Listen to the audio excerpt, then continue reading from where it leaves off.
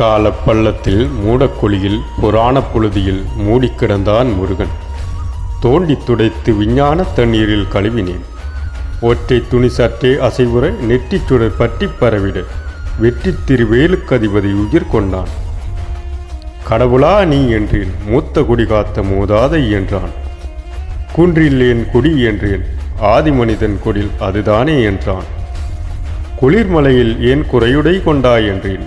இரையாகும் விலங்கை துரத்திக் கொண்டே இறை தேடும் விலங்கு விட்டு உயிர் தப்பியோட சுனைகள் ஆறுகள் நீந்திக் கடக்க தேனடை தேடி கிளைதோறும் குதிக்க தொங்கும் மாடை தொல்லையா இல்லையா இன்னொன்றையும் நெஞ்சில் எழுது.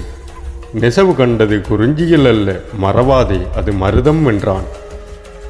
படையலுக்கு ஏன் முருகா தேனும் தினைமாவும் சுடுதல் அவித்தல் சமைத்தல் எனும் அநாகரிகங்கள் தொடங்கும் முன்னே காயும் கனியும் கிழங்கும் இலையும் தானாய் விளைந்து தானியமணியும் தேனாய் வழிந்த திரவியப் பொருளும் ஊனாயிருந்த உண்மை உணர்த்தவே கொடியில் சேவல் பறக்கும் செய்தி என்னவோ வேட்டைக் களைப்பில் மரணம் போல் உறங்கும் எங்களை அதிகாலையில் எழுப்பும் முதல் பறவை அதுதானே என்றான்.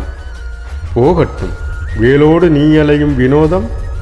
கல்லாயுதம் தோற்றவிடத்தில் வேலாயுதம் கண்ட முதல் மனிதன் நான் என்றான். வேலின் தொழில்கள் விளம்பக் கேள். வேட்டைக்காட்டில் வெற்றி தந்ததும் வேளாண்மைக்கு காவல் தந்ததும் மடவார் தம்மின் மானம் காத்ததும் மாற்றார் விரட்டி மண்புலம் காத்ததும் முன்னோடிகளை விலங்குண்ணாமல் அன்னால் காத்து ஆயுதம் ஆனதும் கைவேல் கைவேல் கைவேல் தானடா, கைவேல் இல்லையேல் நீ நான் ஏதடா. தாத்தா என்றேன் நான், பேரனே என்றான் முருகன். இருவர் தழுவலின் நெருக்கத்தில் நொறுங்கி சிதறிக் கிடந்தன நூற்றாண்டின் துகள்கள். கைவேல் கைவேல் கைவேல் தானடா, கைவேல் இல்லையேல் நீ நான் ஏதடா.